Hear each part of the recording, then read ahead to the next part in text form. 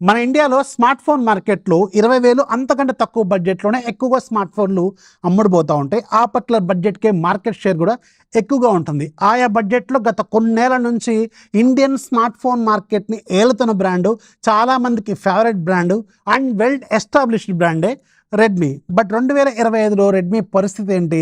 2023లో దాదాపు 28% మార్కెట్ షేర్తో market leader number 1 పొజిషన్లో ఉంది.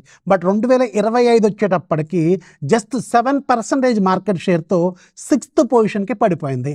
ఇంత ఘోరమైన డౌన్ఫాల్కి కారణాలు ఏమై ఉంటాయి అనుకుంటున్నారు? నేను ఒక 5 అబ్జర్వేషన్స్ చేశాను, అవి మీకు చెప్తాను. ఇవి కాక ఇంకేదైనా కొత్తగా అనిపిస్తే కింద కామెంట్లో ఖచ్చితంగా రాయడం మాత్రం మర్చిపోవద్దు. Number 1, price to performance ratio.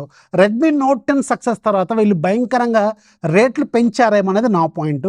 And ఆ ప్రైస్కి పెట్టిన ప్రైస్కి స్పెసిఫికేషన్స్ కూడా అంత గొప్పగా ఉండట్లేదు కాంపిటీటర్స్తో కంపేర్ చేసుకుంటే అనేది నా పాయింట్ అండ్ రెండోది lack of innovation. Redmi note 7తో 48 మెగాపిక్సెల్ కెమెరాని తీసుకొచ్చారు. రెడ్మీ నోట్ 10 తర్వాత ఇంకా చాలా ఇంప్రూవ్మెంట్స్ తీసుకొచ్చారు. రెడ్మీ K20లో పాపప్ కెమెరా లాంటి కొత్త ఇన్నోవేషన్స్ తీసుకొచ్చారు. బట్ రెడ్మీ నోట్ 10 తర్వాత పెద్దగా ఏమి వీళ్ళు ఇన్నోవేషన్స్ చేయట్లేదేమో అనేది నా పాయింట్ అనమాట. అండ్ మూడోది heavy voice, bloatware and irregular updates. Yes, వీళ్ళు హైపర్ వాయిస్ ఇప్పుడు లేటెస్ట్ది చాలా హెవీగా ఉంటుంది. అఫ్కోర్స్ ఫీచర్ రిచ్గా ఉన్నప్పుడు కూడా హెవీగా ఉంటుంది, అలాగే బ్లోట్వేర్ కూడా ఉంటుంది. ఎట్ ద సేమ్ టైం రెగ్యులర్గా అప్డేట్స్ కూడా ఇవ్వలేరు అనేది పెద్ద కంప్లైంట్ అనమాట రెడ్మీకి ఉన్నది. సో మీకేమనిపిస్తుంది అనేది కింద కామెంట్లో రాయండి. అండ్ నాలుగోది మెడికోర్ కెమెరాస్. ఈ పర్టికులర్ బడ్జెట్లో జనరల్గా 20,000 మార్కెట్లో ఇంతకుముందు కెమెరాస్ అనేవి చాలా బాగుండేవి. బట్ వీళ్ళు మాత్రం కాంపిటేటర్స్తో తట్టుకోలేక వీళ్ళు కెమెరాస్ అనేది పెద్దగా ఇంప్రూవ్మెంట్స్ ఏం చేయట్లేదేమనేది నా పాయింట్ ఈ పర్టికులర్ బడ్జెట్ని కంపేర్ చేసుకుంటే. అండ్ ఐదోది టఫ్ కాంపిటీషన్. ఎస్, చాలా టఫ్ కాంపిటీషన్ ఉంది ఇప్పుడు వీళ్ళకి ప్రజెంట్గా మార్కెట్లో. ఇంతకుముందు ఎక్కడో 7వ 8వ పొజిషన్లో ఉన్న బ్రాండ్స్ అనేవి నెంబర్ 1 పొజిషన్కి కూడా వెళ్ళిపోయినాయి. 20,000 రూపాయల బడ్జెట్లో చాలా బ్రాండ్లు వీళ్ళకంటే బెటర్ కెమెరాస్ని, బెటర్ ఫీచర్స్ని ఆఫర్ చేస్తున్నాయి అనేది నా పాయింట్ అనమాట.